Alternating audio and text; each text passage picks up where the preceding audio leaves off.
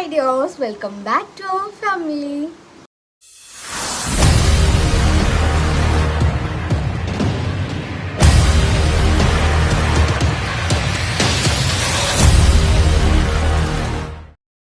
അപ്പം ആക്ച്വലി ഈ വീഡിയോ ഞാൻ ഇന്നലെ പോസ്റ്റ് ചെയ്യണമെന്ന് വിചാരിച്ചുകൊണ്ടിരുന്നത്. ഇന്നലെ പോസ്റ്റ് ചെയ്യാൻ മീൻസ് ഇന്നലെ എടുക്കണം എന്ന് വിചാരിച്ചുകൊണ്ട് തന്നെയാണ്.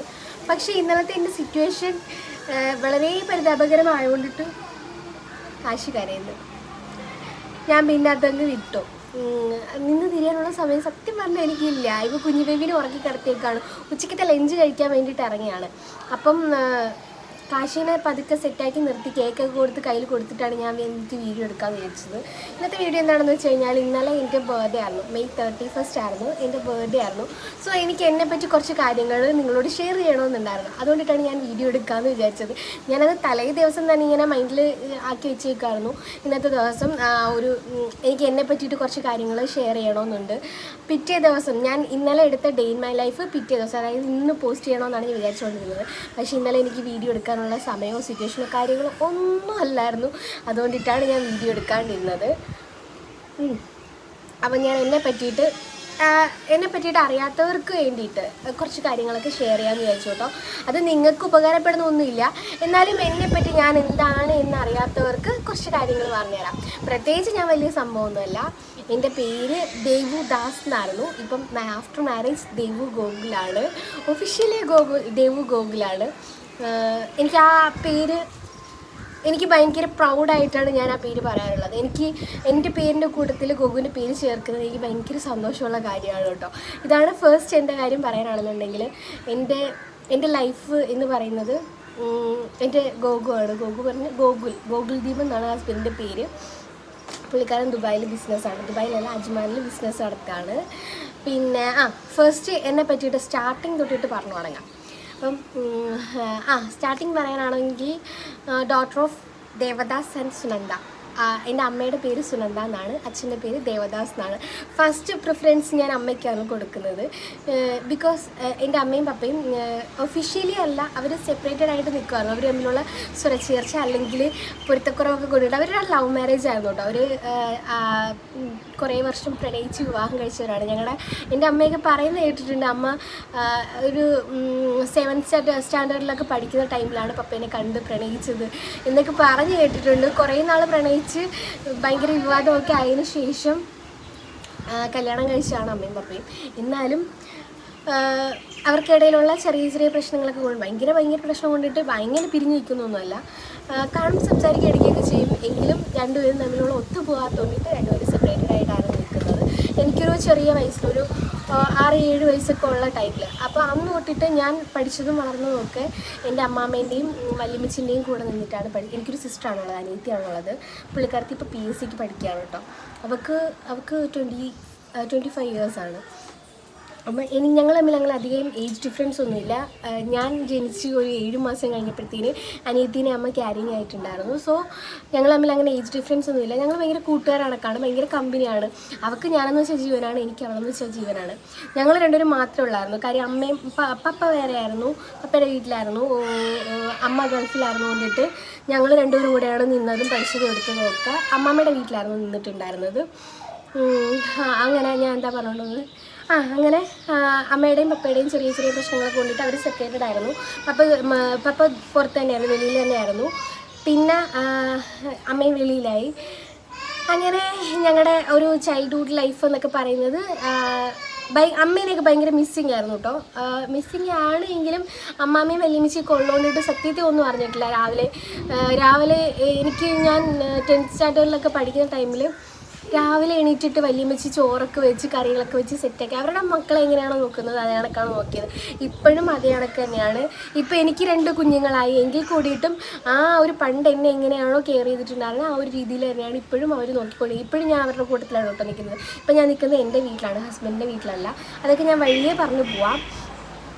ഞാൻ പഠിച്ചത്, ഞാനൊരു 7th സ്റ്റാൻഡേർഡ് വരെ പഠിച്ചിട്ടുണ്ടായിരുന്നത് നമ്മുടെ വീടിനടുത്ത് contest SNM UPS public school, government സ്കൂളാണ്. എയ്ഡഡും അല്ല അൺഎയ്ഡഡും അല്ലാത്ത ടൈപ്പിലുള്ള സ്കൂളുണ്ടല്ലോ, അങ്ങനെയുള്ള സ്കൂളിലാണ് പഠിച്ചിട്ടുണ്ടായിരുന്നത് 7th സ്റ്റാൻഡേർഡ് വരെ. അത് കഴിഞ്ഞിട്ട് 8th തൊട്ടിട്ട് 12th വരെ ഞാൻ അഞ്ചാലമ്മൂട് GHS ഗവൺമെൻറ് അഞ്ചാലമ്മൂട് സ്കൂളിലാണ് പഠിച്ചിട്ടുണ്ടായിരുന്നത്. പിന്നെ അതിന് ശേഷം ഞാൻ ഏവിയേഷൻ ചെയ്തു. Aviation hospitality and airport management 1 year കോഴ്സായിരുന്നു ചെയ്തിട്ടുണ്ടായിരുന്നത്. അത് ഞാൻ ഭാരത് ഏവിയേഷനിലാണ് ചെയ്തത്. അതിനകത്ത് സർട്ടിഫിക്കറ്റിൻ്റെ വാല്യൂഡ് അല്ലാത്തത് കൊണ്ടിട്ട് ഞാൻ ഇൻ്റർവ്യൂവിനൊക്കെ നമ്മൾ പഠിച്ചുകൊണ്ടിരിക്കുന്ന ടൈമിൽ കോളേജിൽ നിന്ന് ഇൻ്റർവ്യൂ വന്നിട്ടുണ്ടായിരുന്നു. അതിനൊക്കെ സെലക്ഷൻ കിട്ടിയിട്ടുണ്ടായിരുന്നു. പക്ഷേ ഞാൻ ജോലിക്ക് പോയില്ല. അന്ന് എനിക്ക് 18 വയസ്സ് തികഞ്ഞിട്ടില്ലായിരുന്നു കേട്ടോ, 17 ആയിട്ടുണ്ടായിരുന്നുള്ളൂ. അപ്പോൾ കോഴ്സ് കംപ്ലീറ്റ് ചെയ്തതിന് ശേഷം ഞാൻ പിന്നെ വീടിനടുത്തൊരു കോളേജിൽ ഓഫീസ് സ്റ്റാഫിൻ്റെ വേക്കൻസി വന്നപ്പോഴത്തേനും ജസ്റ്റ് ചുമ്മാ ഇൻ്റർവ്യൂ പോയി അറ്റൻഡ് ചെയ്തു. ഫസ്റ്റ് തന്നെ ഞാൻ അവിടെ ജോലിക്ക് ജോയിൻ ചെയ്ത് ഒരു 10-15 ദിവസം കഴിഞ്ഞപ്പോഴാണ് എനിക്ക് 18 വയസ്സ് പൂർത്തിയാവുന്നത്. അപ്പോൾ അവിടെ ഓഫീസ് സ്റ്റാഫായിട്ട് ജോലിക്ക് ജോയിൻ ചെയ്തു. എനിക്ക് ജോലിക്ക് പോകണം ഭയങ്കര പ്രാരാബ്ദം അങ്ങനെ ഒരു രീതി കൊണ്ടിട്ടൊന്നുമല്ല. അത്യാവശ്യം നമ്മളൊരു മിഡിൽ ക്ലാസ് ഫാമിലിയാണ്. പൈസയ്ക്ക് അങ്ങനെ പ്രശ്നമൊന്നും ഞാൻ ഫേസ് ചെയ്തിട്ടില്ല, പൈസയുടെ പ്രശ്നമൊന്നും. ബിക്കോസ് എനിക്ക് എന്ത് വേണമെന്നുണ്ടെങ്കിലും എനിക്ക് എൻ്റെ അമ്മ തരുമായിരുന്നു. എല്ലാം മുന്നിലെത്തിച്ചേരും. ഇപ്പം അമ്മ കൂടെ ഇല്ല എന്നൊരു പ്രശ്നം മാത്രമേ ഉണ്ടായിരുന്നുള്ളൂ. പക്ഷേ എല്ലാ കാര്യങ്ങളും കണ്ടറിഞ്ഞ് ചെയ്യുമായിരുന്നു. സോ എനിക്കൊരു ജോലിക്ക് പഠിത്തം കഴിഞ്ഞുകൊണ്ട് തന്നെ ഒരു ജോലിക്ക് കയറണം എന്നുള്ള ആഗ്രഹമായിരുന്നു. അങ്ങനെ ഞാൻ പറഞ്ഞ കണക്ക് അവിടെ കയറി കൊയിലോൺ ഇൻസ്റ്റിറ്റ്യൂട്ട് ഓഫ് ടെക്നോളജി. അപ്പോൾ അവിടെയാണ് വർക്ക് ചെയ്തുകൊണ്ടിരുന്നത്. വർക്ക് ചെയ്ത ടൈമിന് ശേഷം ഞാൻ പിന്നെയും എൻ്റെ ഫീൽഡ് എന്ന് പറയുന്നത് ഞാൻ ഏവിയേഷനാണ് കംപ്ലീറ്റ് ചെയ്തിട്ടുണ്ടായിരുന്നത്. സോ എനിക്ക് ഏവിയേഷൻ തന്നെ ചൂസ് ചെയ്യണമെന്നുള്ളത് കൊണ്ടിട്ട് ട്രിവാൻഡ്രത്ത് ഒരു ഇൻ്റർവ്യൂവിന് പോയപ്പോഴാണ് സർട്ടിഫിക്കറ്റ് വാല്യൂഡ് അല്ല എന്നറിയുന്നത്. ബിക്കോസ് കോളേജ് പറ്റിച്ചാണ്, വെറുതെ അങ്ങ് ഒരു 3 ലക്ഷം രൂപ അങ്ങനെ അങ്ങ് പോയി കിട്ടി. സോ നിങ്ങൾ ഏവിയേഷനൊക്കെ ചൂസ് ചെയ്യുന്നവരാണെന്നുണ്ടെങ്കിൽ കോളേജ് സർട്ടിഫിക്കറ്റൊക്കെ നോക്കിയതിന് ശേഷം മാത്രമേ ജോയിൻ ചെയ്യാവൂ. പൈസ പോയതാണ്. പിന്നെ ഞാൻ അവിടെ നിന്നുകൊണ്ട് ഒരു ട്രിവാൻഡ്രത്ത് എയർ ഇന്ത്യ സാറ്റ്സിൻ്റെ അക്കാഡമിയിൽ DGR BGH CSM course complete ചെയ്തതിന് ശേഷം ഞാൻ അവിടെ തന്നെ ജോലിക്ക് കയറി.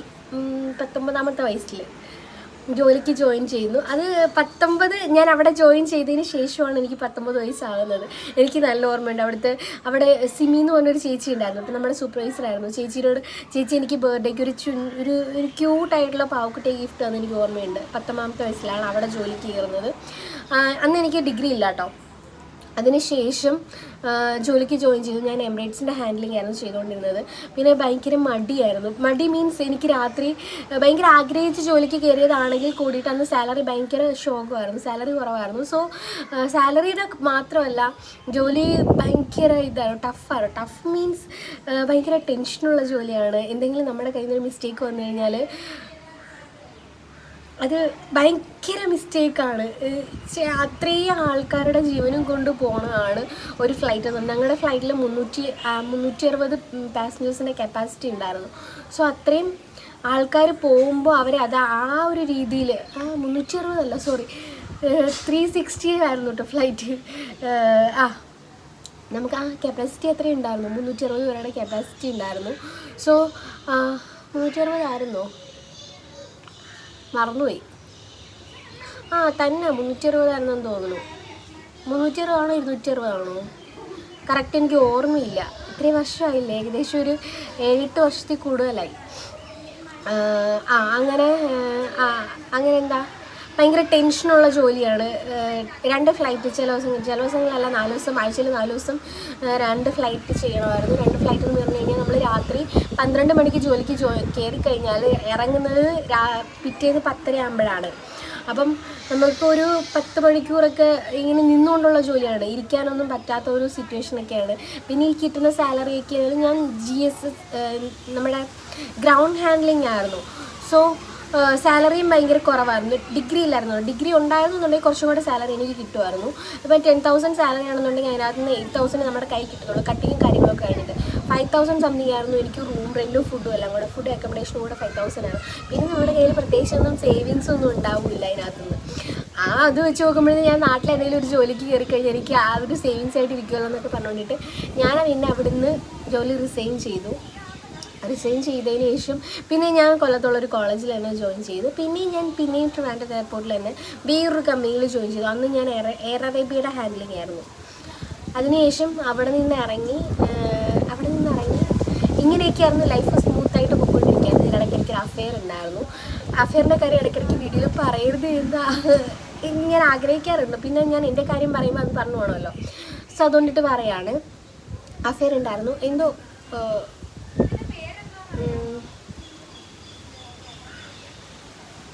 എന്താ എനിക്ക് വിധിച്ചിട്ടില്ല. സോ അത് നടന്നില്ല. പിന്നെ വീട്ടിൽ കുറേ പ്രപ്പോസൽസ് കാര്യങ്ങളൊക്കെ നടക്കുന്ന ടൈമാണല്ലോ. 19 വയസ്സ് കഴിയുമ്പോൾ തൊട്ട് വീട്ടിൽ ഏകദേശം ആലോചനകളൊക്കെ തുടങ്ങിയിട്ടുണ്ട്. അത് എൻ്റെ മാരേജ് വരുന്നത് 22ാമത്തെ വയസ്സിലായിരുന്നു.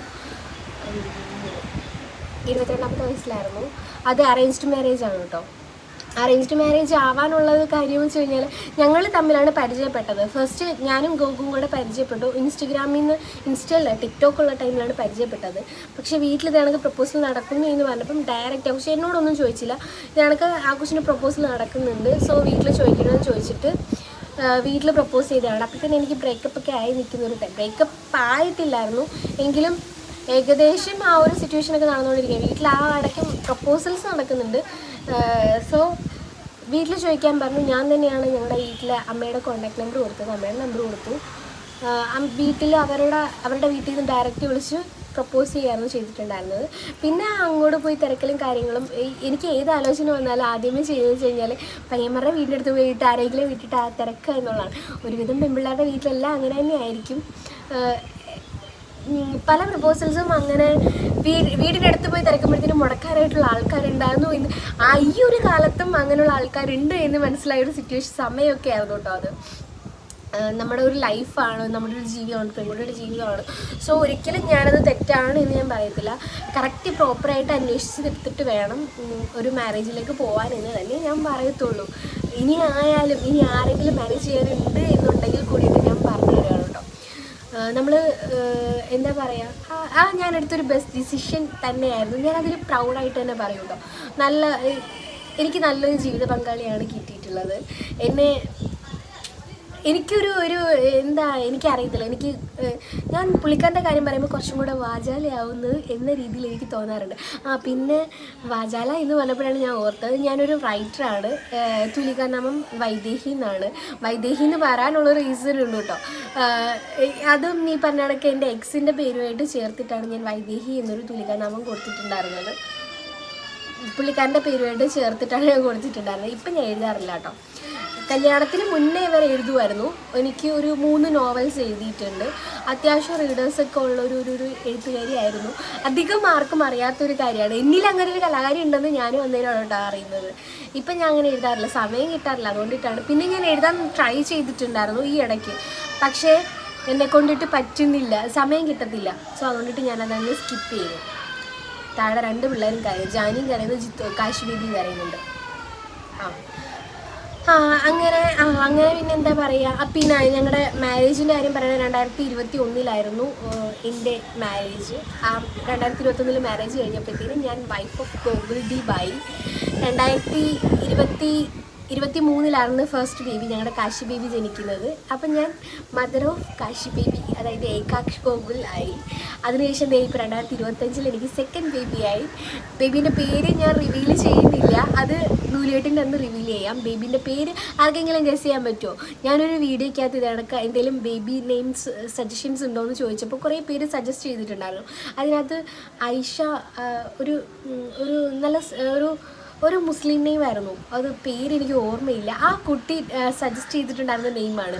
അത് ഭയങ്കര ഒരു ഹിന്ദു ട്രഡീഷണൽ തോന്നുന്ന ഒരു പേര്. അപ്പം ഞാനിങ്ങനെ ആ 2 പേരും കൂടെ, ആ കുട്ടിയുടെ പേരും കുഞ്ഞിന് പറഞ്ഞ പേരും കൂടെ വെച്ച് നോക്കിയപ്പോഴത്തേനും എനിക്ക് 2ഉം കൂടെ അങ്ങ് സ്ട്രൈക്കായി. സോ എന്തായാലും പിന്നെ വേറെ ഒന്നും നോക്കണ്ടെന്ന് ഞാൻ ഗോകു ഇതേണക്ക് ആ കുട്ടിയാണ് പേര് പറഞ്ഞേക്കുന്നത്. പേര് നോക്കുമ്പോൾ കറക്റ്റ് ഒരു ട്രഡീഷണൽ പക്ക ഹിന്ദു നെയിം പോലെ തോന്നുന്നു, നമുക്കത് കൊടുത്താലോ എന്ന് ചോദിച്ചു. അപ്പോൾ ഗോകു പറഞ്ഞു ഓക്കെ, എന്നാൽ പിന്നെ അത് തന്നെ മതി, വേറെ ഒന്നും നോക്കണ്ടെന്ന് പറഞ്ഞു. കുട്ടിയുടെ പേര് സത്യം പറഞ്ഞാൽ മറന്നുപോയി. ഒരു മുസ്ലിം പേരായിരുന്നു. അത് മാത്രമേ ഞാൻ ഒരു ക്ലൂ ആയിട്ട് തരാം. വേണമെന്നുണ്ടെങ്കിൽ ആ വീഡിയോ പോയി കണ്ടു നോക്കി കമൻറ്റ് ബോക്സ് ചെക്ക് ചെയ്യുകയാണെന്നുണ്ടെങ്കിൽ കിട്ടും. കുട്ടിക്ക് ചിലപ്പോൾ മനസ്സിലായി കാണും. എന്തായാലും താങ്ക് യു സോ മച്ച്. അപ്പോൾ നമ്മുടെ ബേബിയുടെ പേര് ഗസ് ചെയ്യാൻ പറ്റുമെന്നുണ്ടെങ്കിൽ ഗസ് ചെയ്യും കേട്ടോ. പിന്നെ അപ്പം ഇപ്പം ഇതാണ് എൻ്റെ ഒരു ജീവചരിത്രം എന്ന് പറയുന്നത്. പിന്നെ ഇതിനിടയ്ക്ക് ഞങ്ങൾക്ക് കുറച്ച് ഇഷ്യൂസൊക്കെ വന്നിട്ടുണ്ടായിരുന്നു. അപ്പം ഈ ഇടയ്ക്കും എനിക്ക് അതേ പറ്റിയിട്ട് എന്താണ് ഏതാണെന്നൊക്കെ ചോദിച്ചുകൊണ്ട് കമൻസൊക്കെ വന്നിട്ടുണ്ട്. നമ്മുടെ ചാനലിനകത്ത് ഞാൻ ആ ഒരു വിഷയത്തെ പറ്റിയിട്ട് സംസാരിച്ചിട്ടേ ഇല്ല. ഇതുവരെ ഞാൻ അങ്ങനെ ആ ഒരു പ്രശ്നം നടന്നു എന്ന രീതിയിൽ ഞാൻ സംസാരിച്ചിട്ടില്ല. സംസാരിക്കാത്തതിൻ്റെ റീസൺ എന്ന് പറഞ്ഞു കഴിഞ്ഞാൽ, നമ്മളിപ്പം ഞാൻ നിരപരാധിയാണ്, ഞാൻ തെറ്റുകാരി അല്ല എന്ന് പറഞ്ഞുകൊണ്ടിട്ട് ഞാൻ 100 വട്ടം വന്നിരുന്നുകൊണ്ടൊരു വീഡിയോയിൽ പറയുമ്പോൾ നിങ്ങൾ തന്നെ പറയും അവൾ ഇടയ്ക്കിടയ്ക്കിരുന്ന് പറയുന്നുണ്ട് അത് അവൾ തെറ്റുകാരിയാണ് എന്ന്. പക്ഷെ ഞാൻ ബോൾഡായിട്ട് ഇപ്പം ഇങ്ങനെ നിൽക്കുന്നതിൻ്റെ കാര്യം, ഞങ്ങളുടെ അമ്മമ്മ പറയുന്നൊരു പഴഞ്ചൊല്ലുണ്ട്, മടിക്കുത്തിൽ കനമുള്ളവനെ ഭയക്കേണ്ട കാര്യമുള്ളൂ. എൻ്റെ മടിക്കുത്തിൽ കനമില്ല. സോ എനിക്ക് ഭയക്കേണ്ട കാര്യമില്ല എന്ന് വിശ്വസിക്കുന്ന ഒരു വ്യക്തിയാണ് ഞാൻ. ഗോകുവിൻ്റെ കാര്യം നോക്കുകയാണെങ്കിൽ പുള്ളിക്കാരനും അതേ കണക്ക് തന്നെയാണ്. നമ്മൾ തെറ്റ് ചെയ്തു എന്നുണ്ടെങ്കിൽ മാത്രമേ നമ്മൾ ആരെങ്കിലും പേടിച്ച് നിൽക്കേണ്ട കാര്യമുള്ളൂ. പിന്നെ ഞാൻ കൂടുതൽ അതേപ്പറ്റി ഡീറ്റെയിൽ ആയിട്ട് പറയാത്തത്, നമുക്ക് കോർട്ടൊന്നും ഇതുവരെ ക്ലിയറൻസ് സർട്ടിഫിക്കറ്റ് കിട്ടിയിട്ടില്ല. ക്ലിയറൻസ് സർട്ടിഫിക്കറ്റ് കിട്ടിയതിന് ശേഷം ഒരു ആ ഒരു സർട്ടിഫിക്കറ്റ്, നമ്മൾ തെറ്റുകാരല്ല, നമ്മൾ പെർഫെക്റ്റ് ആണ് എന്നൊരു സർട്ടിഫിക്കറ്റ് കിട്ടുമല്ലോ, അത് കിട്ടിയതിന് ശേഷം എനിക്ക് എവിഡൻസ് സഹിതം വന്നിരുന്ന് സംസാരിക്കണം എന്നുള്ളത് കൊണ്ടിട്ടാണ് പിന്നെ ഞാനൊന്നും പറയാണ്ടിരുന്നത്. നമ്മൾ ആ ഇടയ്ക്ക് കുറച്ച് ഇൻ്റർവ്യൂസൊക്കെ കൊടുത്തിട്ടുണ്ടായിരുന്നു, ചാനലുകാർക്ക് കൊടുത്തിട്ടുണ്ടായിരുന്നു. പക്ഷേ അതും നെഗറ്റീവായിട്ട് എടുത്ത ആൾക്കാരുണ്ട്. അപ്പോഴും ഞങ്ങൾ പിന്നെ ഞങ്ങൾ ഇൻ്റർവ്യൂസിന് വിളിച്ച് കഴിഞ്ഞാൽ ഞങ്ങൾ വേണ്ട, താല്പര്യമില്ല എന്ന് പറഞ്ഞിട്ട് ഒഴിയാറാണ് കേട്ടോ പതിവ്. സോ ഇനിയായാലും ഞാനീ പറഞ്ഞ കണക്ക് എനിക്ക് പ്രൂവ് ചെയ്യാനുള്ള എവിഡൻസുമായിട്ട്, അതുപോലെ എനിക്ക് കിട്ടുന്ന ക്ലിയറൻസ് സർട്ടിഫിക്കറ്റുമായിട്ട് വന്നിരുന്നിട്ട് ഞാൻ എന്താണ് ഏതാണ് എന്ന് കാര്യം പറയാം. അത് ഞാൻ ഒറ്റയ്ക്ക് പറയാൻ ആഗ്രഹിക്കുന്നില്ല. എങ്ങനെയായിരുന്നു എന്നുള്ളതൊക്കെ നമ്മൾ ഒരുവിധം ഷെയർ ചെയ്തിട്ടുണ്ട്, പല ഇൻ്റർവ്യൂസിലും ഷെയർ ചെയ്തിട്ടുണ്ടായിരുന്നു. അത് നമ്മുടെ ചാനലിൽ റിപ്പീറ്റ് ചെയ്യാനായിട്ട് ആഗ്രഹമുണ്ട്. അത് ഞാൻ ഈ പറഞ്ഞ പോലെ ക്ലിയറൻസ് സർട്ടിഫിക്കറ്റ് നമ്മുടെ കയ്യിലൊന്ന് കിട്ടിയതിന് ശേഷം ഏതായിരുന്നു എന്ന് മാത്രം എന്നുള്ള കാര്യങ്ങൾ ഡീറ്റെയിൽഡ് ആയിട്ട് പറയാമെന്ന് വിചാരിച്ചിട്ടാണ്. അത് ഞാൻ ഈ പറഞ്ഞ കണക്ക് എനിക്ക് ഒറ്റയ്ക്ക് സംസാരിക്കാൻ താല്പര്യമില്ല. ബിക്കോസ് ഞാൻ സത്യം പറഞ്ഞു കഴിഞ്ഞാൽ ആ ഒരു വിഷയത്തെ പറ്റിയിട്ട് ഞാൻ ചിന്തിക്കാറില്ല. എൻ്റെ ലൈഫിൽ ഇങ്ങനെയുള്ള കാര്യങ്ങളൊക്കെ ആ ഒരു കുറച്ച് ദിവസങ്ങളൊക്കെ എനിക്ക് ഡിലീറ്റ് ചെയ്ത് കളഞ്ഞാൽ കൊള്ളാറുണ്ട്. ഞാൻ ഇടയ്ക്കൊക്കെ ആലോചിക്കാറുണ്ട്, ഒരു ടൈം ട്രാവലർ കിട്ടിയായിരുന്നെങ്കിൽ എനിക്കതൊക്കെ ഒന്ന് ഡിലീറ്റ് ചെയ്തിട്ട് വരാമായിരുന്നു എന്ന് ഞാൻ ആലോചിക്കാറുണ്ട്. സോ എന്താ ഇപ്പോൾ പറയാം, നടക്കാത്ത കാര്യമാണല്ലോ. എങ്കിലും ഞാൻ അതൊന്നും നടന്നിട്ടില്ല എന്ന രീതിയിലാണ് ഞാൻ നടക്കാറ്. ഞാൻ നിങ്ങളോട് പറയാം, ഞാൻ അങ്ങനെ തന്നെയാണ് നടക്കാറുള്ളത്. ബിക്കോസ് എനിക്ക് ഉറപ്പുണ്ട് ഞാൻ തെറ്റുകാരി അല്ലാന്ന്. ആ ഒരു ഉറപ്പ് എനിക്ക് ഗോകുവിൻ്റെ കാര്യത്തിലുണ്ട്. പുള്ളിക്കാരൻ എന്നെ വെച്ചിട്ട് ഒരു തെറ്റിലേക്ക് പോകും എന്നുള്ള കാര്യം ഞാൻ ചിന്തിക്കുന്നില്ല, ആൾ ചെയ്യില്ല. സോ നമ്മൾ എവിടെയും ഞാൻ തലയുയർത്തി തന്നെ നിൽക്കും. ഞാൻ ആരെങ്കിലും തട്ടിച്ചു അല്ലെങ്കിൽ ആരെങ്കിലും വെട്ടിച്ചു എന്നുണ്ടെങ്കിൽ മാത്രമേ ഞാൻ പേടിക്കേണ്ട കാര്യമുള്ളൂ. ആ പേടി എനിക്കില്ല. പിന്നെ ഇനിയിപ്പം ഞാൻ പറഞ്ഞ കണക്ക് എല്ലാം കിട്ടിയതിന് ശേഷം ഞാൻ വന്നിട്ട് കറക്റ്റായിട്ടുള്ള കാര്യങ്ങളൊക്കെ നമ്മുടെ ചാനലിലൂടെ കേൾക്കാൻ താല്പര്യപ്പെടുന്ന കുറേ പേരുണ്ട്. കഴിഞ്ഞ ദിവസം എനിക്കൊരു കുട്ടി കമൻറ്റ് ചെയ്തതാണ്, എന്താ ദേവു ഇങ്ങനെയുള്ള പ്രശ്നങ്ങളൊക്കെ നടന്നിട്ടുണ്ടായിരുന്നോ, എനിക്ക് വേറെ ഒന്നും എനിക്ക് അറിയേണ്ട, എനിക്ക് ദേവുവിൻ്റെ വായിന്ന് കേട്ടാൽ മതി, ദേവു പറയുന്ന കേട്ടാൽ മതി എന്നൊരു കമൻറ്റ് ചെയ്യുള്ളൂ. സോ അതുകൊണ്ടിട്ടാണ് ഞാൻ ഈ ഒരു വീഡിയോയ്ക്കകത്ത് ഈ ഒരു കാര്യം ഇൻക്ലൂഡ് ചെയ്യണമെന്ന് വിചാരിച്ചിട്ടുണ്ടായിരുന്നത്. എന്നെ വിശ്വസിക്കുന്ന കുറേ ആൾക്കാരുണ്ട്, എനിക്കതും മതി. അവിശ്വസിക്കുന്ന കുറേ ആൾക്കാരുണ്ട്, കുറ്റപ്പെടുത്തുന്ന കുറേ ആൾക്കാരുണ്ട്. ഇപ്പോഴും പല വീഡിയോസിലും പോയിട്ട് പലരും ചെയ്യുന്ന കമൻറ്റ്സ് അല്ലെങ്കിൽ എനിക്ക് എനിക്ക് വരുന്ന കമൻറ്റ്സ് കാണാറുണ്ട്. എന്താ അവൾ ഭയങ്കര അഹങ്കാരത്തോടെയാണ് നടക്കുന്നത്, അവളൊന്നും ചെയ്തിട്ടില്ല എന്ന രീതിയിലാണ്. ഡെഫിനറ്റ്ലി ഞാൻ ചെയ്തിട്ടില്ല എന്ന് എനിക്ക് ഉറപ്പുള്ളത് കൊണ്ടിട്ട് ഞാൻ അഹങ്കരിച്ച് ഞാൻ ഇതുവരെ ഒന്നും ചെയ്തിട്ടില്ല എന്ന് തന്നെയാണ് എൻ്റെ ഒരു വിശ്വാസം. ഞാൻ നോർമലി എങ്ങനെയാണോ അങ്ങനെ തന്നെയാണ് പോകാറുള്ളത്. അത് ഒരു വട്ടം നിങ്ങൾ എന്നെ കണ്ട് സംസാരിക്കുകയാണ് എന്നുണ്ടെങ്കിൽ ചില മനസ്സിലാവും. വീഡിയോയ്ക്കകത്തൊക്കെ ഭയങ്കര പൊങ്ങിച്ചും ജാട പോലെയൊക്കെ തോന്നാറുണ്ട്. വിചിത്ര എന്ന് പറഞ്ഞ ചേച്ചിയുണ്ട്, എൻ്റെ ഒരു ഫ്രണ്ടാണ് കേട്ടോ. അപ്പോൾ ചേച്ചി ഇടയ്ക്ക് പറയാറുണ്ട്, ദേവുവിൻ്റെ ആദ്യത്തെ വീഡിയോസൊക്കെ കാണുമ്പോൾ ഞാൻ ഭയങ്കര ജാടയാണ്, പക്ഷേ ദേവുമായിട്ട് സംസാരിച്ച് കഴിഞ്ഞപ്പോഴാണ് എനിക്ക് ദേവുവിനെ മനസ്സിലായതെന്ന്. സോ നമ്മൾ അടുത്തറിയുമ്പോഴേ അറിയാൻ പറ്റുള്ളായിരിക്കും. അതേപോലെ നിങ്ങൾക്ക് എന്നെ പറ്റിയിട്ടുള്ള അഭിപ്രായങ്ങൾ അല്ലെങ്കിൽ നിങ്ങൾക്ക് എന്തെങ്കിലും സജഷൻസ് തരാനുണ്ടെങ്കിൽ, ഞാൻ എന്തെങ്കിലും ചേഞ്ച് ചെയ്യാനുണ്ട് എന്നുണ്ടെങ്കിൽ അതൊന്ന് കമൻറ്റായിട്ട് പറയണം കേട്ടോ. നിങ്ങൾക്ക് ചിലർക്ക് ഞാൻ ഈ പറഞ്ഞ വിഷയം എന്താണെന്നോ ഏതാണെന്നോ ഒന്നും മനസ്സിലാക്കിയിട്ടുണ്ടാവില്ല. മനസ്സിലാവാത്തവരുണ്ട് എന്നുണ്ടെങ്കിൽ ഞാൻ പറഞ്ഞ കണക്ക് ഗൂഗിളൊക്കെ വന്നതിന് ശേഷം ഞങ്ങളുടെ ക്ലിയറൻസ് സർട്ടിഫിക്കറ്റ് മേ ബി ഓഗസ്റ്റിൽ ക്ലിയറൻസ് സർട്ടിഫിക്കറ്റ് കിട്ടും. അപ്പോൾ അതും കൂടെ ആയിക്കഴിഞ്ഞ് കഴിഞ്ഞാൽ ഞാൻ എന്തായിരുന്നു എന്നുള്ള കാര്യങ്ങളൊക്കെ ഡീറ്റെയിൽഡ് ആയിട്ട് പറയാം കേട്ടോ. അതുവരെ ചുമ്മാ വന്നിരുന്നിട്ട് ഞാൻ ഇങ്ങനെയാണ് എന്നും പറഞ്ഞുകൊണ്ടിട്ട് ഞാൻ വന്നിരുന്ന് പറയുന്നതിനകത്ത് ഒരു പ്രസക്തിയില്ല. ഞാൻ ഓക്കെ ആണ്, ഞാൻ പെർഫെക്റ്റ് ആണ് എന്നുള്ള കാര്യം നമ്മൾ എവിഡൻസ് സഹിതം കാണിച്ചു തരാം. അതേ എനിക്ക് പറയാൻ പറ്റുള്ളൂ. ഞാനിത് പറയാനുള്ള റീസൺ, ഞാൻ ഇന്നലെയും കുറേ കുട്ടികളുള്ള കുറേ ചേച്ചിമാർ വന്നിട്ട് കുറേ കണക്ക് എന്നെ മെൻ്റലി പ്രഷർ ചെയ്യുന്നതായിരിക്കാം, അല്ലെങ്കിൽ ഞാൻ കൂളായിട്ടിരിക്കുമ്പോൾ നമ്മൾക്ക് എന്താ പറയുക, ഇതേ കണക്ക് വന്നിരുന്ന് ചൊറിയുമ്പോൾ അവർക്ക് എന്തെങ്കിലും സുഖം കിട്ടുന്നതായിരിക്കും, എനിക്കറിയത്തില്ല. സത്യം പറഞ്ഞു കഴിഞ്ഞാൽ കമൻസൊക്കെ വരുമ്പോൾ ഞാൻ ഡിലീറ്റ് ചെയ്ത് കളയത്തില്ല, പ്രൊഫൈലിൽ വരാത്ത ആ രീതിയിൽ നോക്കാറുണ്ട്. എനിക്ക് ആവശ്യമുള്ളത് മാത്രം ഞാൻ അക്സെപ്റ്റ് ചെയ്താൽ മതിയല്ലോ, ആവശ്യമില്ലാത്തത് നിങ്ങൾക്ക് പറയാനുള്ളത് നിങ്ങൾക്ക് പറയാം, ഓക്കെ, അത് നിങ്ങളുടെ സ്വാതന്ത്ര്യമാണ്. ഞാൻ പബ്ലിക്കായിട്ടൊരു വീഡിയോ പോസ്റ്റ് ചെയ്യുമ്പോൾ നിങ്ങൾക്ക് പബ്ലിക്കായിട്ട് കമൻറ്റ് ചെയ്യാം, പ്രശ്നമില്ല. സോ അത് വേണോ വേണ്ടയോ എന്നുള്ളത് എൻ്റെ ഡിസിഷനാണ്, അത്രയേ ഉള്ളൂ. പിന്നെ ഇപ്പോൾ എന്താ പറയുക, ഇതൊക്കെയാണ് എൻ്റെ കാര്യങ്ങൾ. ഞാൻ ചെറിയ ചെറിയ കാര്യങ്ങളിൽ ഇമോഷണലി ഭയങ്കര വീക്കാവാറുണ്ട്. അതുപോലെ തന്നെ ഞാൻ അത്യാവശ്യം ബോൾഡാണോ എന്ന് ചോദിച്ചു കഴിഞ്ഞാൽ അത്യാവശ്യം ഞാൻ പറയും ഞാൻ ബോൾഡാണ് എന്ന് പറയും. എൻ്റെ ലൈഫിൽ എന്തൊക്കെ പ്രശ്നങ്ങൾ വന്നിട്ടുണ്ടെങ്കിലും ഞാൻ അത്യാവശ്യമല്ല, നല്ല രീതിക്ക് ബോൾഡായിട്ട് തന്നെ നിന്നിട്ട് ഓരോ കാര്യങ്ങൾ ഞാൻ ഹാൻഡിൽ ചെയ്തിട്ടുണ്ട്. ഇതിപ്പം നമ്മുടെ ഞാൻ ഈ പറഞ്ഞ കണക്ക് നമ്മുടെ പ്രശ്നങ്ങളൊക്കെ നടന്ന സമയത്തായാലും ഞാൻ കുറേ കൂടെ ഡൗൺ ആയി പോയിട്ടുണ്ടായിരുന്നുണ്ടെങ്കിൽ എൻ്റെ ഈ സ്ഥാനത്ത് വേറെ ആരെങ്കിലും ആയിരുന്നുണ്ടെങ്കിൽ ഇങ്ങനെ പറയാനായിട്ട് അവരുണ്ടാവില്ലായിരുന്നു. കാര്യം അത്രമാത്രം ഒരു പെൺകുട്ടി, ഞാൻ എൻ്റെ 23-ാമത്തെ വയസ്സിലാണ്, 24-ാമത്തെ വയസ്സിലാണ് ഈ പ്രശ്നങ്ങളൊക്കെ നടക്കുന്നത്. ആ ഒരു ഏജിൽ ഒരു പെൺകുട്ടി എന്തൊക്കെ അഭിമുഖീകരിക്കാം അതിൻ്റെ അപ്പുറം ഞാൻ കേട്ടിട്ടുണ്ട്. എന്തൊക്കെ വാക്കുകൾ ഒരു വ്യക്തിയുടെ കയ്യിൽ നിന്ന്, അല്ലെങ്കിൽ പലരും വന്നിട്ട് പല കമൻസിലും എൻ്റെ വീഡിയോസിലായാലും നമുക്ക് വരുന്ന ട്രോൾസിൻ്റെ അകത്തായാലും ഓരോ കമൻസൊക്കെ ഞാൻ കണ്ടിട്ട് ഞാൻ കരഞ്ഞിട്ടില്ല, ഒന്നിനും ഞാൻ കരഞ്ഞിട്ടില്ല. ഞാൻ ബോൾഡായിട്ട് നിന്നിട്ട് ഞാൻ തെറ്റുകാരിയല്ല എന്നെനിക്ക് ഉറപ്പുണ്ട്. പിന്നെ ഞാൻ എന്തിനു വിഷമിക്കണം എന്ന് ചിന്തിച്ചിരുന്നിട്ടുണ്ട്. പിന്നെ മെൻ്റലി ഡൗൺ ആയി പോയിട്ടുണ്ട്, പലപ്പോഴും സൂയിസൈഡ് ചെയ്താലോ എന്ന് ചിന്തിച്ചിട്ടുണ്ട്. എന്നാലും ഞാൻ പിടിച്ചിരിക്കും, എന്തിന്, അതിൻ്റെ ആവശ്യമില്ല, ഞാൻ ജീവിച്ച് കാണിക്കല്ലേ വേണ്ടത്. നമ്മളെ ഇല്ലാതാക്കാൻ നോക്കിയത് നമ്മുടെ കൂടെ നിന്നവർ തന്നെയല്ലേ, പിന്നെ എന്തിനാ അവർക്ക് വേണ്ടിയിട്ട് നമ്മുടെ ലൈഫ് ഇല്ലാണ്ടാക്കണം എന്ന് ചിന്തിച്ച് ഞങ്ങൾ മൂവ് ഓൺ ചെയ്തിട്ടാണ്, ഒരുപാട് സ്ട്രഗിൾ ചെയ്തിട്ടാണ് ഈ ഒരു നിലയിൽ നിൽക്കുന്നത്. ഇപ്പോൾ ഹസ്ബൻഡ് ഞാൻ പറഞ്ഞ കണക്ക് പുള്ളിക്കാരന് ദുബായിലൊരു ഷോപ്പുണ്ട്. അത് ഫാമിലി സപ്പോർട്ട് എന്ന് വേണമെങ്കിൽ പറയാം. നമ്മുടെ ഫാമിലി, എൻ്റെ ഫാമിലി ആയാലും ഗോകുലിൻ്റെ ഫാമിലി ആയാലും ഭയങ്കര സപ്പോർട്ടായിരുന്നു. ഫാമിലി മാത്രമല്ല കേട്ടോ, കുറേ നല്ല ഫ്രണ്ട്സ് ഉണ്ടായിരുന്നു. അവരൊക്കെ നമ്മളെ നല്ല രീതിക്ക് ചേർത്ത് നിർത്തിയ ഫ്രണ്ട്സ് ഉണ്ടായിരുന്നു. അതുപോലെ തന്നെ നമുക്കൊരു പ്രശ്നം വന്നപ്പോഴത്തേന് വിട്ടുപോയിട്ടുള്ള കുറേ ഫ്രണ്ട്സ് ഉണ്ട്. ഇപ്പോഴും അവരുമായിട്ടൊന്നും കോൺടാക്ട്സ് കാര്യങ്ങളൊന്നുമില്ല, പക്ഷേ കോൺടാക്റ്റിൽ ഉണ്ടായിരുന്നവരൊക്കെ ഇപ്പോഴും നല്ല കോൺടാക്ട്സ് തന്നെയാണ്. പിന്നെ കുറേ പുതിയ ഫ്രണ്ട്സിനെയൊക്കെ കിട്ടി. അപ്പം ഞാൻ ബോൾഡാണെന്ന് തന്നെ പറയും. പിന്നെ ഞാൻ പറഞ്ഞല്ലോ, കഴിഞ്ഞ ഓഗസ്റ്റിലായിരുന്നു പിന്നെ കുറച്ച് ഫിനാൻഷ്യൽ ഇഷ്യൂസൊക്കെ ഉണ്ടായത്. അത് ഏകദേശം ഒരു 74 lakhs അടുപ്പിച്ചിട്ട് ഒരു ചേച്ചി പറ്റിച്ചുകൊണ്ട് പോയി എന്ന് തന്നെ ഞാൻ പറയും. മുന്നേ ഞാൻ പറയില്ലായിരുന്നു, പറ്റിച്ചുകൊണ്ട് പോയാണെന്ന് ഞാൻ പറയില്ലായിരുന്നു. അവർക്ക് അബദ്ധം പറ്റിയതായിരിക്കും, അവർ എങ്ങനെയെങ്കിലുമൊക്കെ തീർത്തു തരും എന്നൊക്കെ ഞാൻ ചിന്തിച്ചുകൊണ്ടിരുന്നിട്ടുണ്ട്. പക്ഷേ പുള്ളിക്കാരത്തി ഇപ്പോൾ ഒരു വർഷം ആവുന്നു, ഒരു വർഷമായിട്ടും അതേ പറ്റിയിട്ട് അവർ തരും എന്ന് ചിന്തിച്ചുകൊണ്ട് ഞാൻ ഇരുന്നു. ഇപ്പം ഞാൻ അങ്ങനെ ആ ഒരു ചിന്ത ഞാനങ്ങ് മാറ്റി വെച്ചു, അവർ തരില്ല എന്ന് തന്നെയാണ് ഞാൻ ചിന്തിക്കുന്നത്. ആ പൈസ പോയി എന്ന് ഞാൻ വിശ്വസിക്കുന്നില്ല. ബിക്കോസ് ഞാൻ കഷ്ടപ്പെട്ട, അല്ലെങ്കിൽ ഞങ്ങൾ കഷ്ടപ്പെട്ട പൈസയാണ്. കുറേ ഗോൾഡ് പണയം വെച്ചിട്ടുണ്ടായിരുന്നു, ആ പൈസയാണ്. പിന്നെ ഒരു 47 lakhs അടുപ്പിച്ചിട്ട് പുറത്തുനിന്നുള്ള കുറച്ച് ആൾക്കാരുടെ കയ്യിൽ നിന്ന് മേടിച്ചിട്ടിട്ടുണ്ടായിരുന്നു.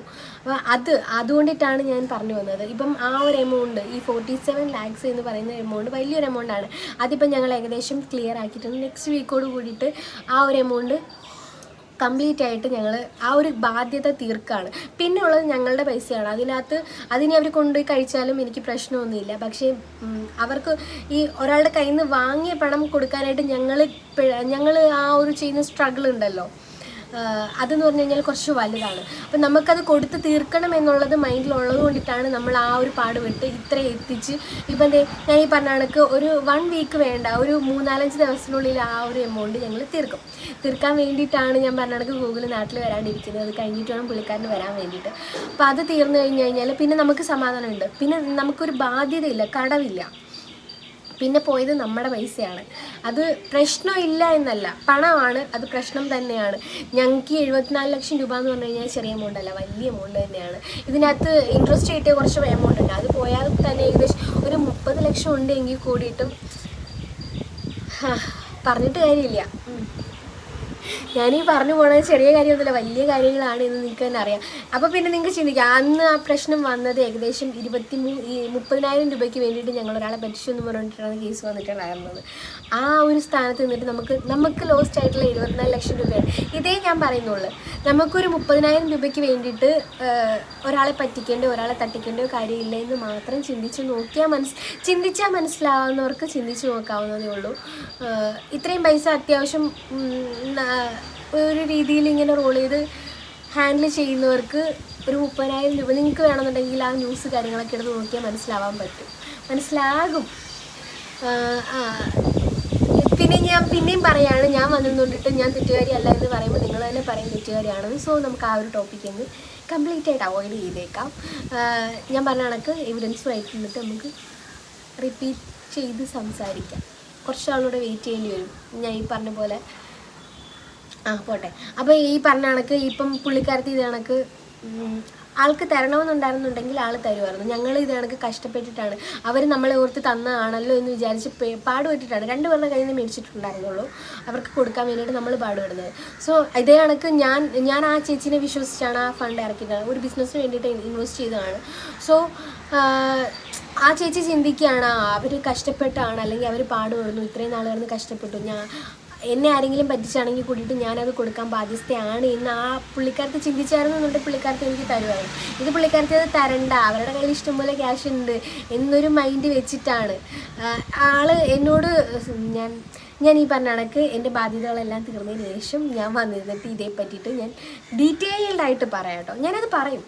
ഞാൻ കേസിനോ വഴക്കിനോ ഒന്നും ഞാൻ പോയില്ല. ഞാനത് ആ ചേച്ചിനോട് തന്നെ പറഞ്ഞിട്ടുണ്ട്. ബിക്കോസ് ഒരു 10-15 വർഷമായിട്ട് കേസ് വലിച്ചയക്കാനൊന്നും എനിക്ക് തീരെ താല്പര്യമില്ല. പിന്നെ ഉള്ള വഴി ഇത് കണക്ക് ആരെങ്കിലും പറഞ്ഞിട്ട് 2 അടിയൊക്കെ കുടിപ്പിച്ചിട്ട് പൈസ മേടിക്കാൻ നോക്കാം, അതിനും ഞാൻ പോകത്തില്ല. പക്ഷെ എൻ്റെ മുന്നിലുള്ളത് ദൈവം എന്ന് പറയുന്നൊരു ശക്തിയാണ്. അത് ഞാൻ എപ്പോഴും പറയും. ദൈവത്തിൽ വിശ്വസിക്കുന്ന ഒരു വ്യക്തിയാണ് ഞാൻ.